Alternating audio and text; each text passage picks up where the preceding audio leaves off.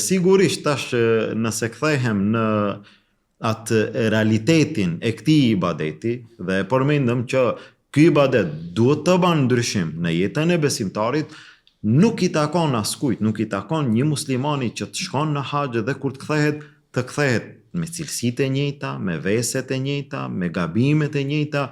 Ku është roli?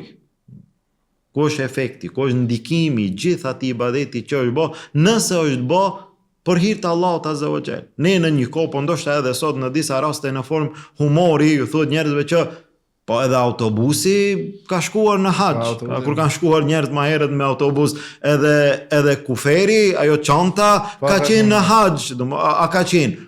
Po ka qenë. Pse thuhet kjo? Se ka shku njëjtë, është kthy njëjtë. Ama njeriu nuk është në këtë mënyrë. Besimtari nuk duhet kthehet në këtë gjendje. Ai shkon ndryshe. Shkon i ngarkuar me gjuna, i ngarkuar me gabime, në shumë raste merret halal edhe prej njerëzve, kërkohet falje edhe prej njerëzve, kërkohet falje sigurisht patjetër prej Allahut Azza wa Jall, gjithë ato gabime që janë bë.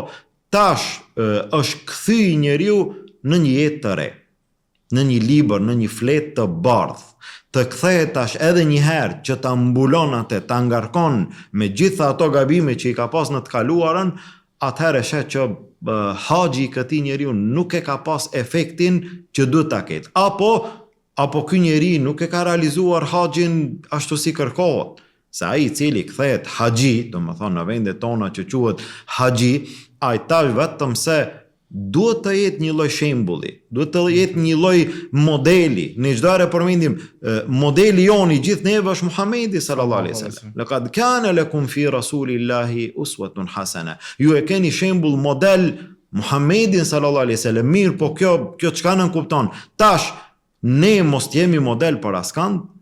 Ai i cili thret në rrugën e Allahut, edhe ai duhet të jetë model. Ai i cili është hoxh duhet të jetë model. Ai i cili është dietar, ai i cili është i udhëzuar, ai i cili është namazli, ai i cili është i xhamis, ai duhet të jetë një lloj modeli për atë i cili nuk është i xhamis. Dhe haxhiu i cili kthehet duhet të jetë një lloj modeli, duhet të jetë një lloj shembulli se a shet dallimin ky i cili ka qenë në haxh dhe ai i cili nuk ka qenë në haxh. Apo ky i njëjti para se të shkon në haxh dhe tashma nuk i ka hije se ky ka qenë në haxh, e ka bë haxhin ndryshimin. A qëndron ky krahasim? Tash ai ka qenë musliman para se me shku në haxh. Dhe si musliman nuk i kanë hije disa veprime që ti bën. Tash ja ka shtu vetes edhe një emër tjetër. Haxhi.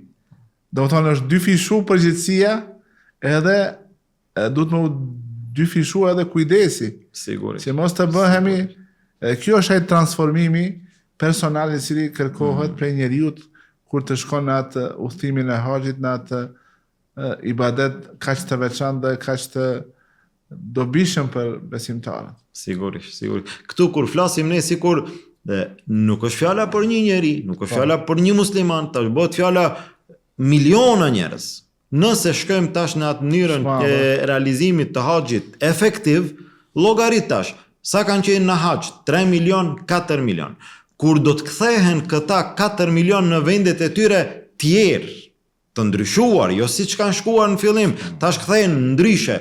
Këta do të kenë ndikim në gjithë vendin, në gjithë popullin, në familje, në rreth. Bërthama të rezatimit të ajo është, do të thonë që haxhi ta luan rolin në ummet, në popull, në përgjithësi, jo si individ, se individi përsëri dikush mund të shkon të kthehet i njëjtë, po në përgjithësi, nëse kthehen njerëzit nga haxhi ndryshe, ndryshimi do të vjen pastaj edhe në familje, edhe në rreth, edhe në shoqëri, edhe më gjë.